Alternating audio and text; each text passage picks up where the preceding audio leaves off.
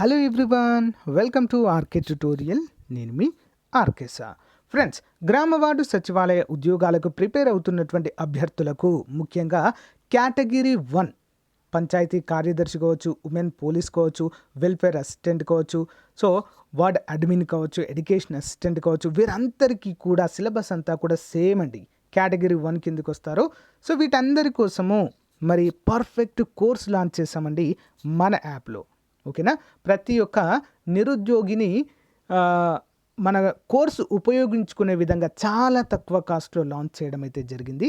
So దాని గురించి మనం కంప్లీట్గా చూద్దాం. యాక్చువల్గా పండుగకే అయిపోయిందండి ఆఫర్, కానీ చాలామంది రిక్వెస్ట్ వల్ల దాన్ని ఎక్స్టెండ్ చేసాం, ఇంకా ఉంది. ఓకేనా, ఎవరైనా కావాలంటే తీసుకోండి. చాలా తక్కువ కాస్ట్లో లెజెండరీ ఫ్యాకల్టీతో క్లాసెస్ చెప్పించామండి. ముందు డెమో క్లాసెస్ విన్నాకే కోర్స్ తీసుకోవడానికి ట్రై చేయండి, అంతే. ఓకేనా, డైరెక్ట్ ఎవరు కూడా గుడ్డిగా తీసుకోవద్దు, ఎక్కడ కూడా తీసుకోవద్దు ఆ విధంగా. ఫస్ట్ డెమో క్లాసెస్ వినండి, మీకు నచ్చితేనే తీసుకోండి. ఓకేనా, ఆల్ ఆర్ రికార్డెడ్ క్లాసెస్. మీరు ఖాళీగా ఉన్న టైంలో, ఫ్రీగా ఉన్న టైంలో క్లాసెస్ అన్నీ కూడా వినొచ్చు. యాజ్ పర్ ద సిలబస్ ఉంటాయన్నీ. ఓకేనా, సో లేట్ చేయకుండా కంటెంట్లోకి వెళ్దాం. గ్రామ వార్డు సచివాలయం 3వ నోటిఫికేషన్కి గాను మరి నిరుద్యోగ అభ్యర్థులకు, అంతేకాకుండా నిరుపేద అభ్యర్థులకు పండుగ సందర్భంగా మంచి ఆఫర్ అయితే మన యాప్లో లాంచ్ చేయడం అయితే జరిగిందండి. కేటగిరీ 1 కంప్లీట్ కోర్సు మరియు అన్ని కేటగిరీలకి పేపర్ 1కి పర్ఫెక్ట్ కోర్స్ అండి. ఇది కేవలం 500 రూపీస్కే మీకు 6 months వ్యాలిడిటీకి అయితే అందచేయడం జరుగుతుందండి. తెలుగు అండ్ ఇంగ్లీష్ మీడియం రెండు కూడా ఉంటాయి, అందరు గమనించాలి. తెలుగు అండ్ ఇంగ్లీష్ మీడియం బైలింగ్వల్లో ఉంటాయండి క్లాసెస్. ఆల్మోస్ట్ 20 years ఎక్స్పీరియన్స్ కలిగిన ఫ్యాకల్టీ అయితే మీకు ఇక్కడ టీచ్ చేయడం జరుగుతుంది. సో గాయస్, వెంటనే తీసుకోండి ఫ్రెండ్స్, మంచి ఆఫర్ ఇది. 2000 రూపీస్ ఉండేటువంటి కోర్స్ని కేవలము 500కే ఇస్తున్నాము. యాప్ డౌన్లోడ్ చేసుకొని డెమో క్లాసెస్ వినండి, ముందు మీకు కంపల్సరిగా నచ్చుతాయి. సో గైస్, మీరు ఇప్పుడు కనుక తీసుకుంటే ఏప్రిల్లో ఎగ్జామ్స్ ఉంటాయండి, పర్ఫెక్ట్గా మీరైతే ప్రిపేర్ అవ్వచ్చు. డెమో క్లాసెస్ చూస్తే కనుక మీరు షాక్ అవుతారు, అంత పర్ఫెక్ట్గా క్లాసెస్ అనేవి ఉంటాయి. ఓకేనా, వాటితో పాటుగా పీడిఎఫ్ మెటీరియల్ కూడా మీకు అందుబాటులో ఉంటుంది. యాప్లో చదువుకోవచ్చు మీరు ఎవ్రీ టాపిక్కి సంబంధించిన పీడిఎఫ్ మెటీరియల్. ఓకేనా, ఆల్ ది బెస్ట్ అండి అందరికీ కూడా. వెంటనే కోర్స్ అయితే తీసుకోండి, లేట్ చేయొద్దు. ఓకేనా, thank you guys, all the best. So guys, గ్రామ వార్డు సచివాలయాలలో మరి చాలా పోటీ ఎక్కువగా ఉన్నటువంటి ఉద్యోగాలు ఏమైనా ఉన్నాయంటే అవి డిజిటల్ అసిస్టెంట్ ఉద్యోగాలు. ఓకేనా, సో వీటికి ఎవరు అర్హులంటే బీకామ్ కంప్యూటర్స్, ఓకేనా, బీఎస్సీ కంప్యూటర్స్, బీటెక్ ఐటీ చేసినటువంటి వారు, BCA bachelor of computer applications, MCA చేసిన వారు, వీరంతా కూడా వీటికైతే ఎలిజిబుల్ ఫ్రెండ్స్. ఓకేనా, చాలా ఎక్కువ పోటీ ఉంటుంది, చాలా మంచి ఉద్యోగాలండి. ఓకేనా, పంచాయతీ కార్యదర్శి గ్రేడ్ 6 అంటారు వీటిని. So digital assistant. మరి లాస్ట్ ఇయర్ పేపర్ ఏ విధంగా వచ్చింది అనేటువంటిది మనం ఈ వీడియోలో చూద్దాం. ప్రీవియస్ పేపర్ చూడాల్సిన అవసరం ఏమైనా ఉందా అండి? 100% ఉంది. ఓకేనా, క్వశ్చన్ ఫ్రేమింగ్ ఎలా ఉంది, ఎక్కడి నుంచి ఎక్కువ మార్కులు వస్తున్నాయి అనే వివరాలు మనకు ఈజీగా తెలుస్తాయి. ఓకేనా, మరి లేట్ చేయకుండా కంటెంట్లోకి వెళ్ళిపోదామండి. క్లాస్ మొత్తం అయిపోయిన తర్వాత ఈ యొక్క పీడిఎఫ్ వీడియో డిస్క్రిప్షన్లో ఇస్తాను, అందరూ డౌన్లోడ్ చేసుకోవాలి. Okay, question number 1. గౌతమిపుత్ర శాతకర్ణిని క్షత్రియ దర్పమర్ధనగా ఈ శాసనము పొగిడింది. ఏంటండి? నాసిక్ శాసనము. ఓకేనా, నాసిక్ శాసనము. రాజ్యాంగ పరిషత్ ప్రోటెం చైర్మన్గా ఎవరు వ్యవహరించారు?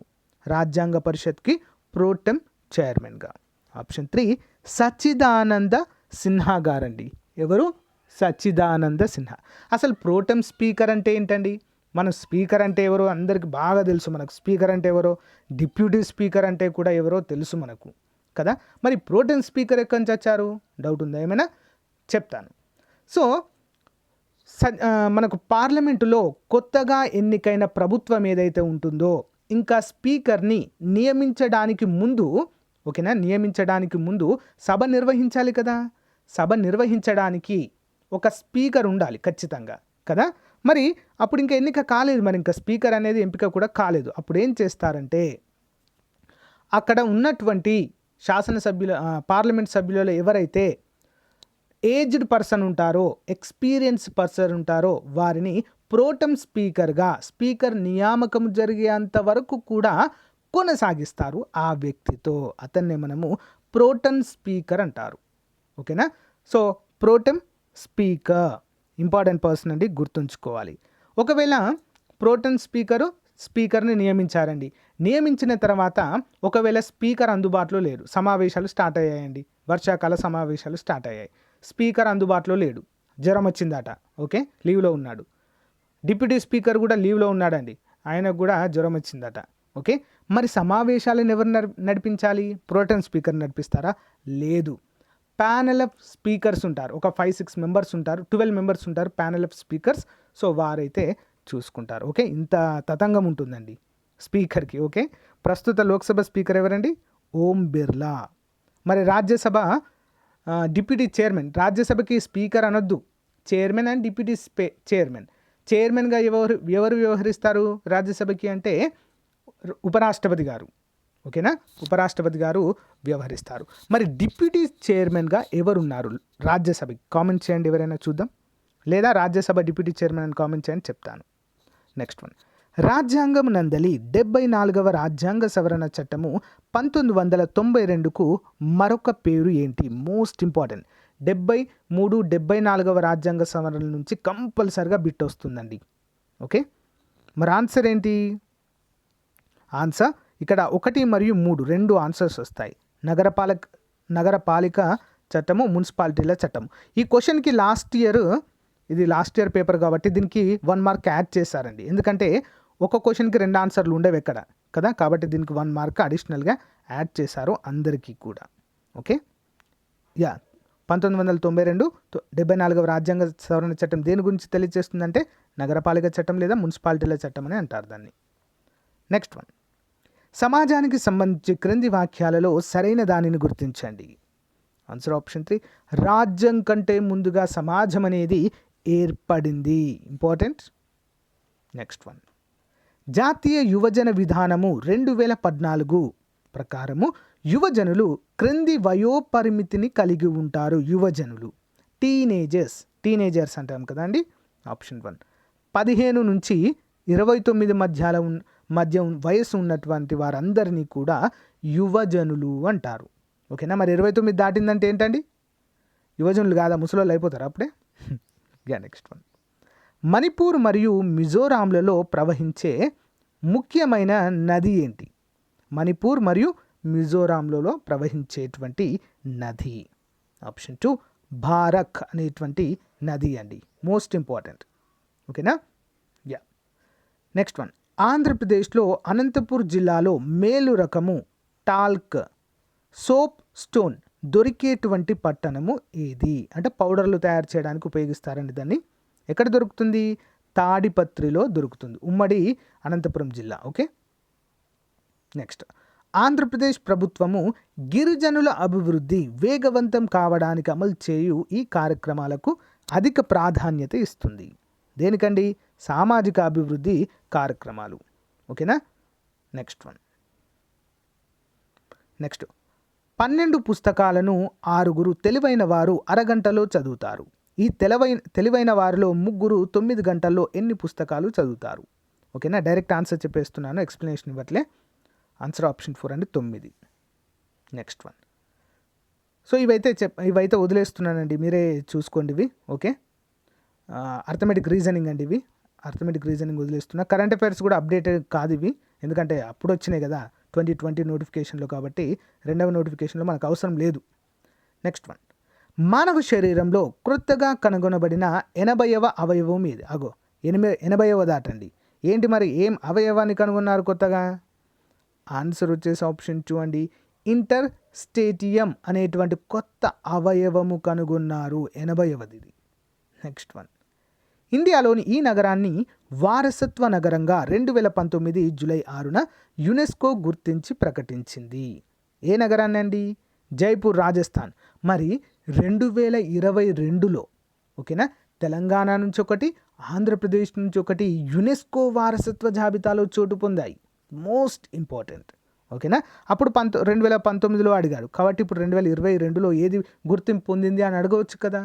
1 రామప్ప, ఓకే, 1 రామప్ప, 2 లేపాక్షి. ఈ రెండింటికైతే గుర్తింపు లభించింది, గుర్తుంచుకోవాలి, ఓకే. నెక్స్ట్ వన్, ఇటీవల ఏ దేశ parliament protection from online falsehood and manipulation bill 2019 నామూదు. ఇది అవసరం లేదు లేండి, కరెంట్ అఫైర్స్ చెప్పాను. Okay, next one. క్రింది ప్రవచనాలను పరిగణలోనికి తీసుకోండి.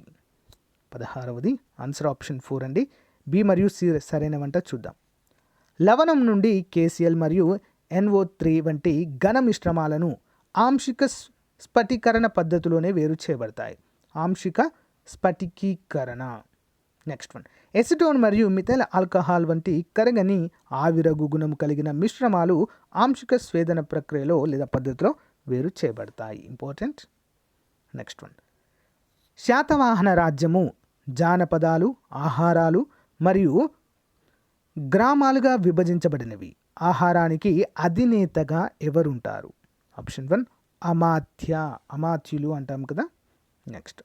వేదములలోని మంత్రములను ఇవి సాంప్రదాయబద్ధంగా వివరిస్తాయి. వేదాలలోని పద్యాలు ఉంటాయి, మంత్రాలు ఉంటాయి కదండి. ఇవి సాంప్రదాయబద్ధంగా ఎవరు వివరిస్తారు?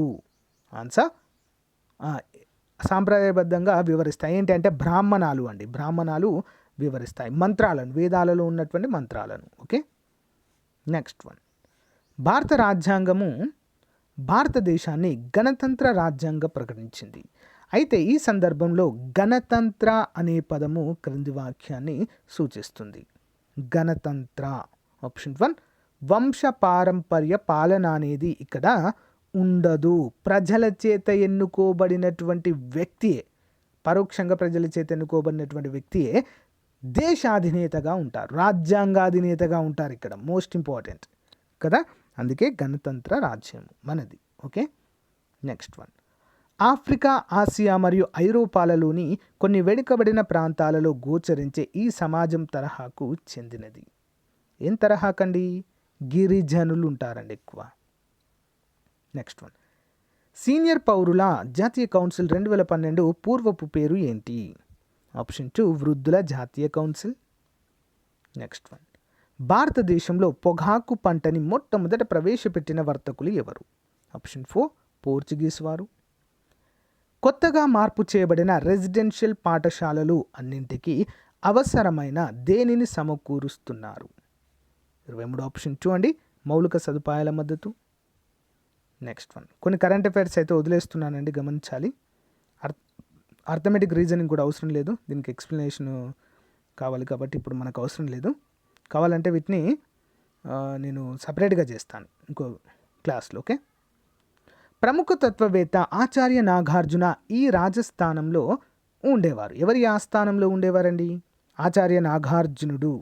ఆప్షన్ 1 యజ్ఞశ్రీ శాతకర్ణి. చూసారా అండి, శాతవాహనుల గురించి ఎన్ని క్వశ్చన్స్ అడిగారు? ఇప్పటికే 3-4 క్వశ్చన్స్ అడిగారు శాతవాహనుల గురించి. మోస్ట్ ఇంపార్టెంట్ అని అర్థం. ఓకే, క్రింది వాటిని జతపరచండి. So name, date of assumption office అంటే, date of assumption of office అంటే ఏంటండి? ఏ సంవత్సరంలో ముఖ్యమంత్రిగా పదవి స్వీకారం చేశారు అని అర్థము. ఓకే, వన్ బై వన్ చూద్దాం. ఏది సరైనది అని అడుగుతున్నారండి. ఏ మరియు బి రెండు సరైనవండి. ఏ డాక్టర్ డి సంజీవయ్య గారు 11/1/1960. నెక్స్ట్ డి విజయభాస్కర్ గారు, కోట్ల విజయభాస్కర్ రెడ్డి గారు 9/10/1992. ఇవి రెండు మాత్రమే సరైనవండి. Okay, right. Next one. రాష్ట్ర ఎన్నికల సంఘానికి సంబంధించి రాజ్యాంగ నిబంధన ఏది? ఏంటండి? 243K అండి, 243K. రాజ్యాంగము 73వ సవరణ చట్టం 1992 ద్వారా చేర్చబడిన 11వ షెడ్యూల్లోని చివరి అంశం ఏది? ఆప్షన్ 1 కమ్యూనిటీ ఆస్తుల నిర్వహణ. నెక్స్ట్ బసవ దీనిని సాధించేందుకై అనుభవ మండపాన్ని నెలకొల్పారు. దీన్ని సాధించడానికి నూతన సాంఘిక క్రమాన్ని. Okay, next one. 200 సెంటీమీటర్ల కంటే ఎక్కువ వర్షపాతం, 22 డిగ్రీల సెంటీగ్రేడ్ కంటే ఎక్కువ వార్షిక ఉష్ణోగ్రతలలో పెరుగుతున్న అరణ్యాలను ఏ విధంగా పిలుస్తారు? ఆప్షన్ 1 ఉష్ణమండల సతత హరిత మరియు పాక్షిక సతత హరిత అరణ్యాలుగా పిలుస్తారు. Next one. ఆంధ్రప్రదేశ్లోని ఈ జిల్లాలలో సజ్జ పంట విస్తారంగా పండించబడుతున్నది. సజ్జల యొక్క పంట. 35 ఆప్షన్ 4 విశాఖపట్నం మరియు ప్రకాశం జిల్లాలలో. నెక్స్ట్ వన్, మహాత్మా గాంధీ జాతీయ గ్రామీణ ఉపాధి హామీ పథకాన్ని 2006 ఫిబ్రవరి 2వ తేదీన ఆంధ్రప్రదేశ్ రాష్ట్రంలో ఈ జిల్లాలో ప్రారంభించారు. 2006లో. చట్టం ఎప్పుడు వచ్చిందండి? మన్రేగా అంటాం. మహాత్మా గాంధీ జాతీయ ఉపాధి హామీ పథకము చట్టం వచ్చేసి 2005లో వచ్చిందండి. దీన్ని స్టార్ట్ చేసింది మాత్రం 2006లో. ఓకే, మరి ఫిబ్రవరి 2వ తారీఖున ఆంధ్రప్రదేశ్లో ఎక్కడ స్టార్ట్ చేశారండి? ఆన్సర్ 36వది ఆప్షన్ 2 అనంతపురం, ఉమ్మడి అనంతపురం జిల్లాలో. ఆంధ్రప్రదేశ్ రాష్ట్ర క్రిస్టియన్ మైనారిటీస్ ఫైనాన్స్ కార్పొరేషన్ నిధుల వనరు ఏంటి? ఎక్కడి నుంచి నిధులను విడుదల చేస్తారని అర్థము? ఆంధ్రప్రదేశ్ ప్రభుత్వమే అండి. నెక్స్ట్ వన్,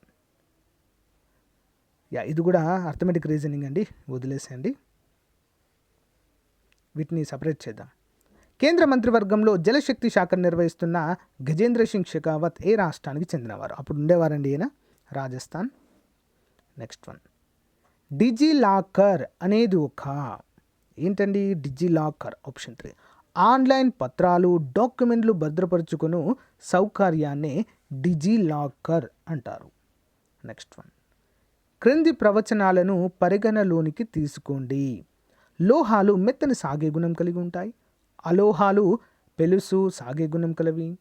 అలోహాలు ఎక్కువగా ద్రవీభవన స్థానం మరియు మరుగు స్థానంను కలిగి ఉంటాయి. ఆన్సర్ ఏంటండి? ఏ మాత్రమే సరైనవండి. లోహాలు మెత్తని సాగే గుణము కలిగి ఉంటాయి. రిమైనింగ్ అన్ని తప్పు.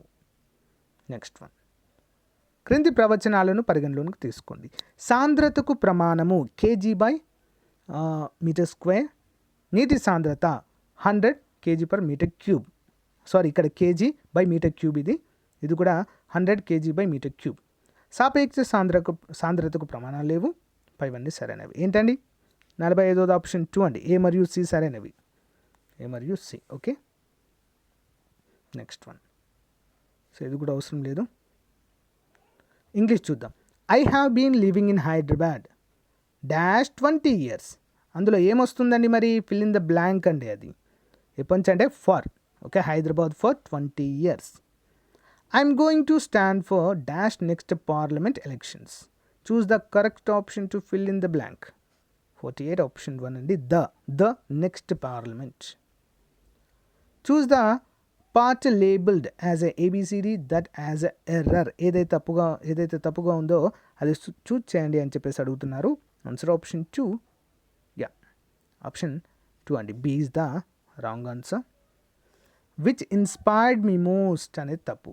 The teacher which inspired me most అనేది తప్పు. Okay, at school was called miss Neelima. Right. Okay, B part అనేది తప్పండి. Simple. Okay, when you going to get a new laptop. ఎప్పుడు నువ్వు న్యూ ల్యాప్టాప్ అనేది కొనుక్కుంటావు అని చెప్పేసి అడుగుతున్నారు. ఆ ఫిల్ ఇన్ ద బ్లాంక్లో ఏముండాలంటే వెన్ యు ఆర్. ఓకే, మీరు అనేటువంటి వర్డ్ యూజ్ చేస్తాం కదా. ఇక్కడ పార్ట్ బిలో చూడండి ఫ్రెండ్స్, డిజిటల్ అసిస్టెంట్కి సంబంధించి మనకు 100 క్వశ్చన్స్ ఉంటాయండి. 50 క్వశ్చన్లు జనరల్ స్టడీస్, 50 క్వశ్చన్స్ డిజిటల్ అసిస్టెంట్కి అయితే సంబంధించినవి ఉంటాయి. కంప్లీట్గా ఇవి టెక్నికల్ అండి. ఓకేనా, కంప్లీట్గా టెక్నికల్. సో ఒకసారి అయితే ఇది పీడిఎఫ్ అయితే మీకు ప్రొవైడ్ చేస్తాను ఫ్రెండ్స్.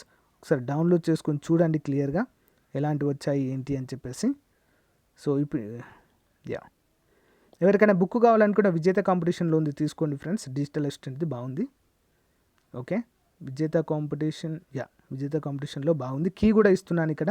ఒకసారి డౌన్లోడ్ చేసుకొని ఒకసారి ప్రాక్టీస్ చేయండి. ఓకేనా, థ్యాంక్ యూ గైస్.